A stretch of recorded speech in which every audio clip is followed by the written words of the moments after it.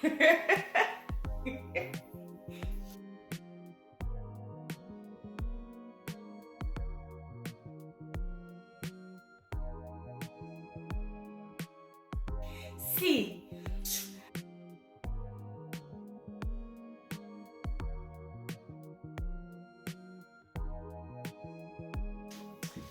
hi guys, welcome to my YouTube channel. My name is Caroline for Calicious Loves.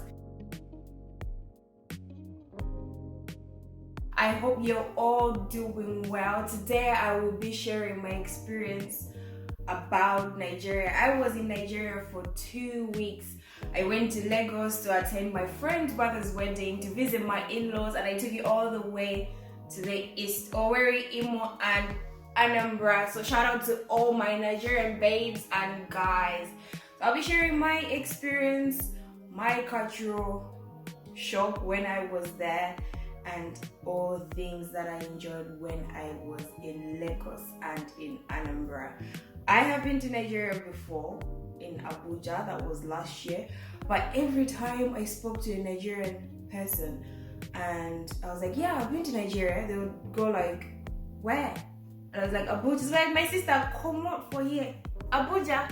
No, you haven't been to Nigeria if you haven't been to Lagos. So yes, I can confidently and officially say I have been to Nigeria because I was in Lagos. Yes, guys, I have been to Nigeria. So stay tuned, keep watching if you want to hear all about my experience when I was in Lagos.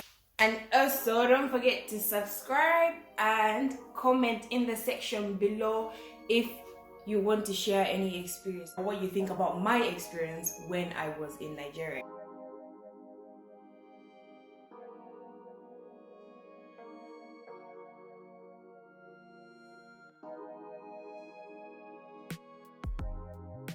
Love Nigerian food. It's very diverse and they get very creative with their food. You've got different ingredients going on. You could have fish, chicken, meat, a vegetable, all sorts in one soup. So I really love Nigerian food. If you do go to Nigeria, try to have one of their local soups. My favorite is egusi and okra soup.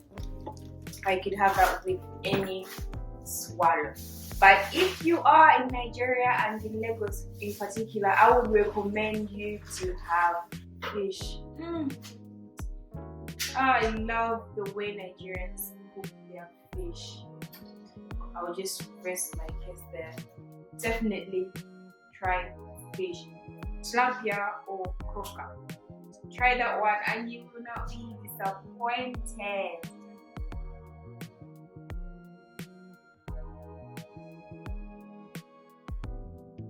The wedding was on a Tuesday, that was a traditional wedding, and the white wedding was on a Thursday. Nigerian weddings are big. Go big or go home. Very colorful. The ashrebi was popping. Like, you know, everything is color coded, and you know, it's just the feeling of having a good time and looking good and partying. It's major parties. I feel like if you have a Nigerian friend and they don't like to party, you have to like second guess, like, are you really Nigerians? Nigerians like to have a good time. And don't get me wrong, there are problems in every African country, but I feel like when it comes to partying, Nigerians leave their problems outside the door, and when it's time to party, it's like, man, it's time to party. So I really enjoyed the wedding. Compared to Malawian weddings, we're not so big on ashrebi or color codes. You just, you know, show up. But in Nigeria, when I went to this wedding, I noticed that different groups of people that attending the wedding had different ashrebi. So for example, if you're from the boys' family, you have your own ashrebi. If you're the aunties, you have your own ashrebi. If you're from the like extended family, you also have your own ashrebi. So that was very interesting. And when we went to the white wedding, it was massive. massive, massive. Like I said, go big or go home. Like they had a band, and then they had another band, and then they had a DJ.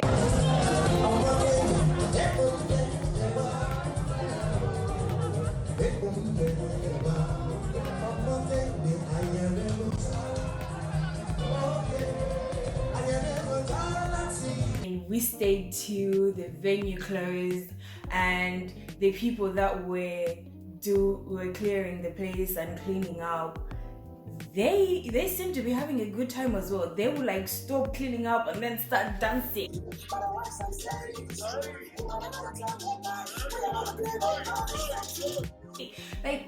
Like that's the spirit.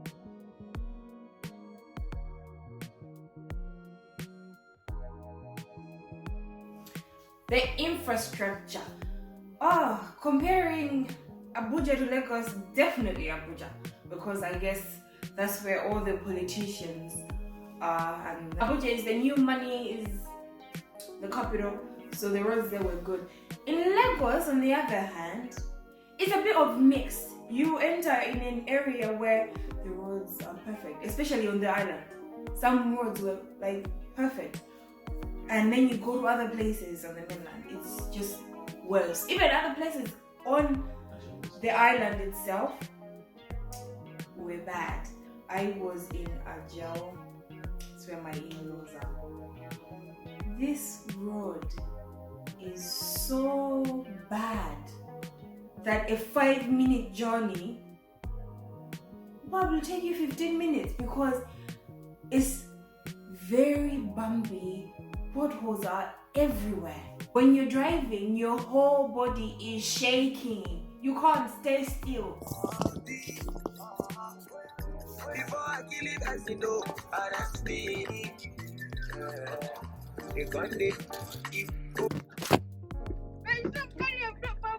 Like that's how bad it is. And then you get to some places, it's like smooth landing. And I don't know if they'll ever fix that road, because they say they won't, that the government probably won't fix it, and I think people are used to driving in that road. And in terms of traffic in Lagos, is really bad, very bad. Some people told me that it takes them 3 hours to get home from work.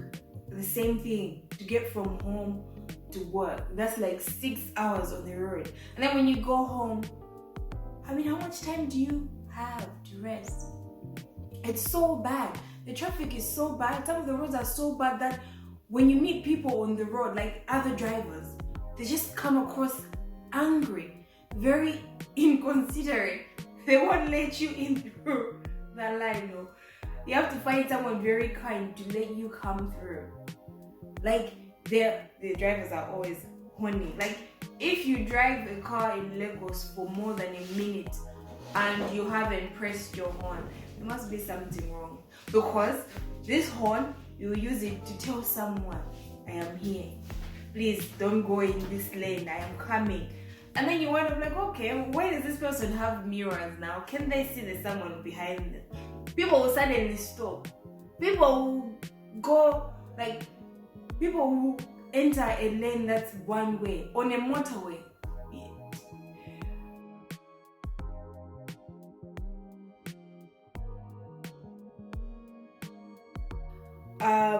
Nigerians like good things, beautiful things, and I think one of the African countries where people are well traveled, so they know their stuff.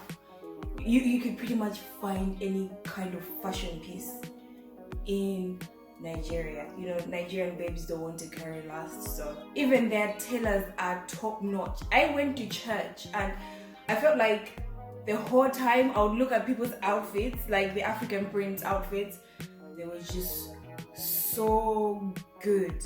And I don't want to question Nigerian fashion. Let's just put it here, period, that they know how to dress.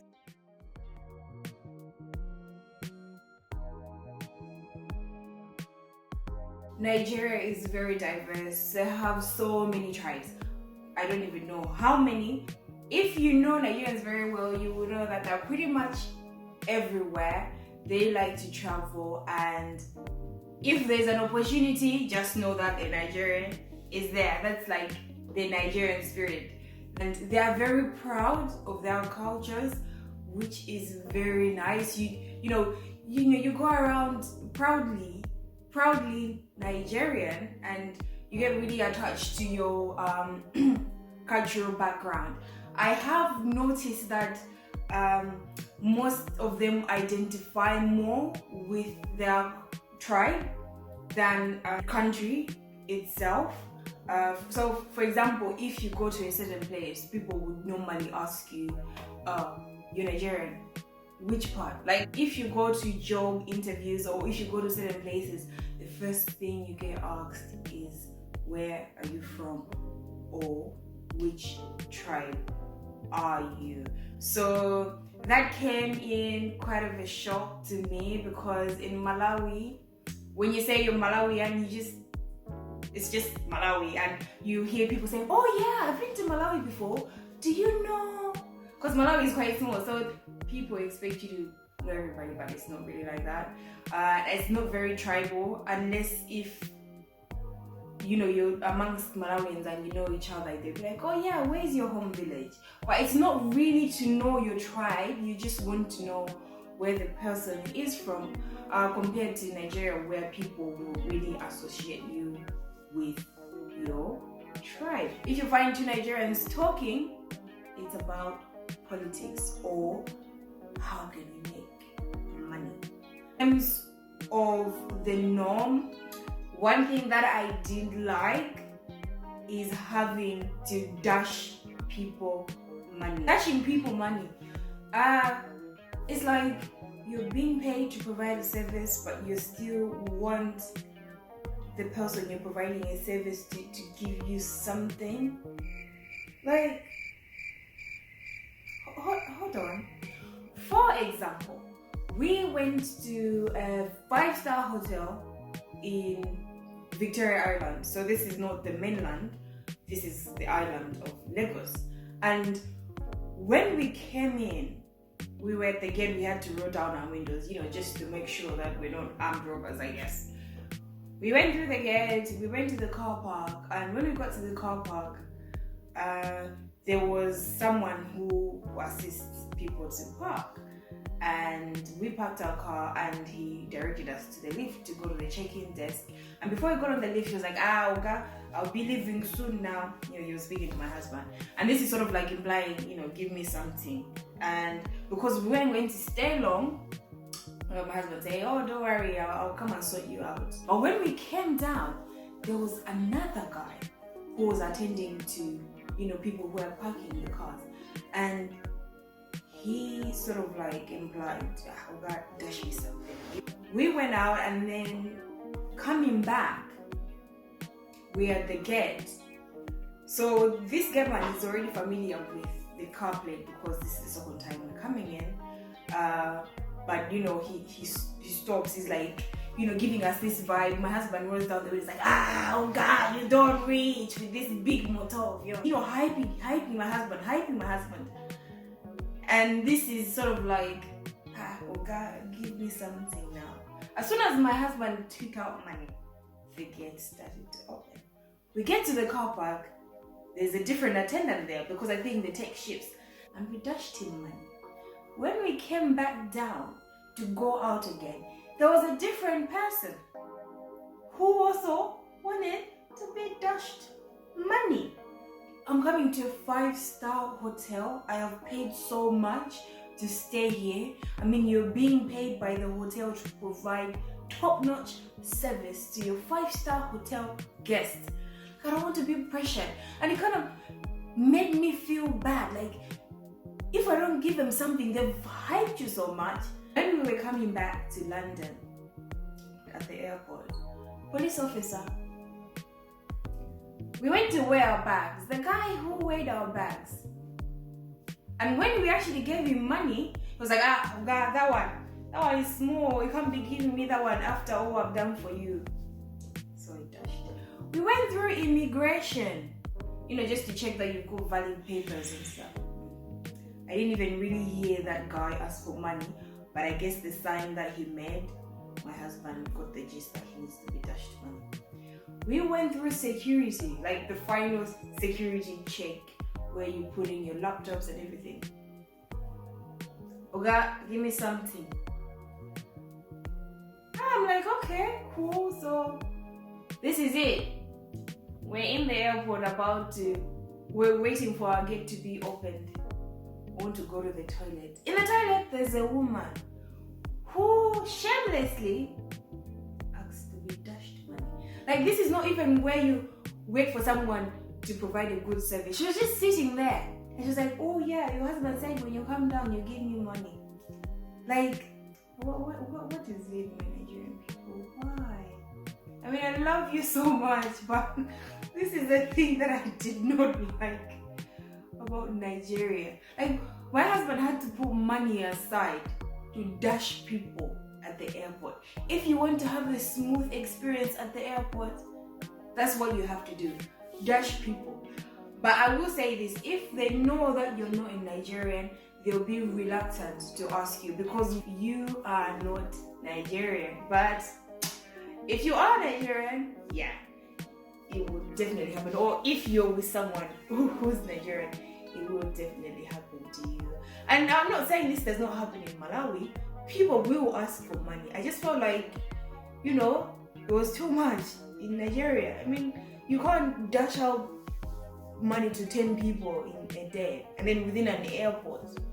What is it now? It's too much. And that you could pretty much get away with things in Nigeria as long as you dash someone money.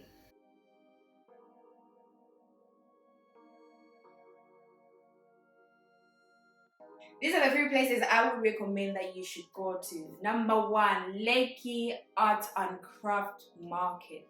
This is where you find all the arts and crafts. I love African made items. Like, if I go to Africa, please take me to a market. I want to buy art or handcrafted bags. Very authentic, very beautiful, very creative. The second place I would recommend going is Lekki Conservation, and this is where it's a conservation area and there's no other animals that I saw there apart from monkeys. And when you're going in, you have to pay I think about 2,000 naira, which is equivalent to about less than £4. And we can guarantee that you will see any animals or wild animals.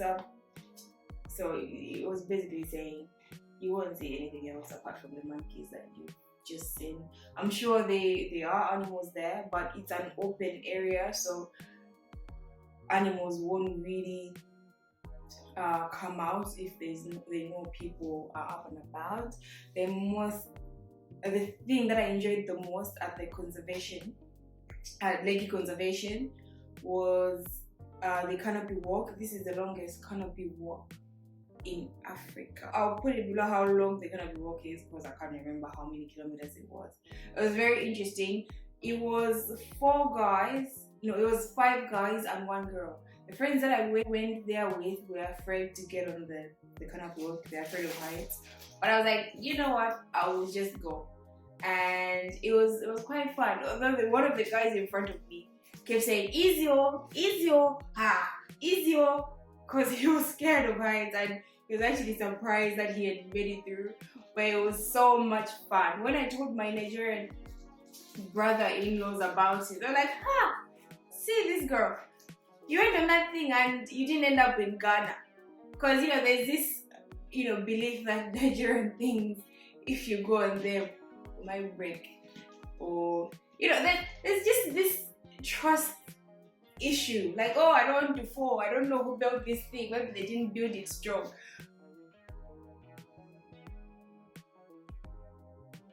market. It was beautiful, beautiful, beautiful. You're not allowed to eat food when you're on the pathway around the conservation area. So when we had got off the canopy walk, we went to more. It looked like a beach where families could have picnics and that sort of thing. There was a fish pond, and there's a guy who was selling chin chin. So me distracted with the whole canopy walking, and I forget that you're not supposed to have food inside the conservation area. I'm there busy walking back with my chin chin, and I don't know how this monkey saw that I was eating.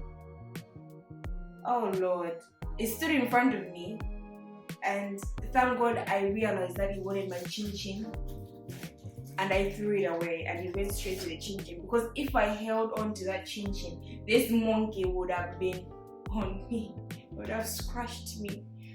No.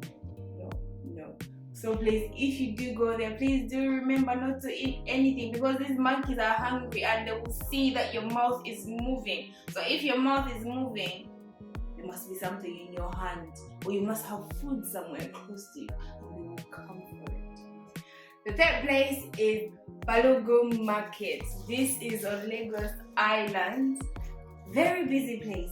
So please go with someone who is local, who will guide you, because you have all these people in your face trying to sell you wigs, trying to sell you hair ties, clothes, and you need to walk faster because there's just people all over the place. But this is where you find all the Gucci's, Prada's, Dior. I'm not saying they're real, but Gucci is Gucci, whether it's real or not, it's up to you. Fake it till you make it. I wanted to get hair as well. They have like Brazilian hair, long, wavy, short bob, but it was a bit smelly, so I was really reluctant to do that. And also because there was a time I watched one Nigerian movie about Brazilian hair where guys would go and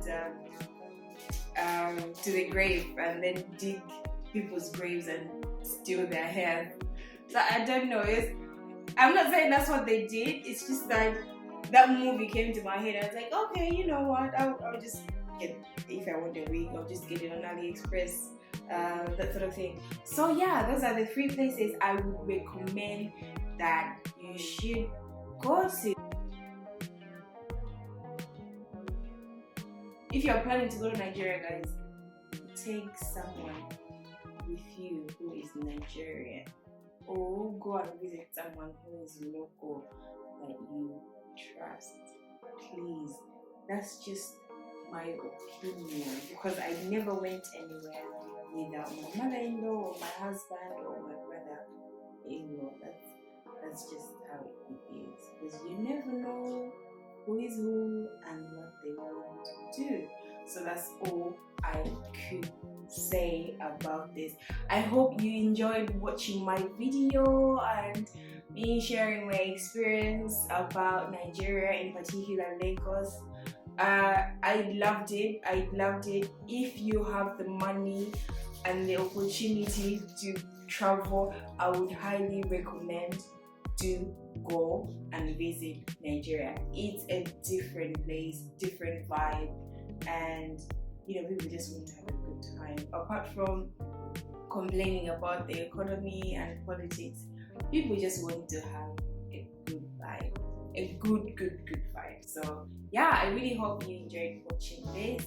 See you next time. Don't forget to subscribe and leave your comments in the section below about what you think about my experience in Nigeria.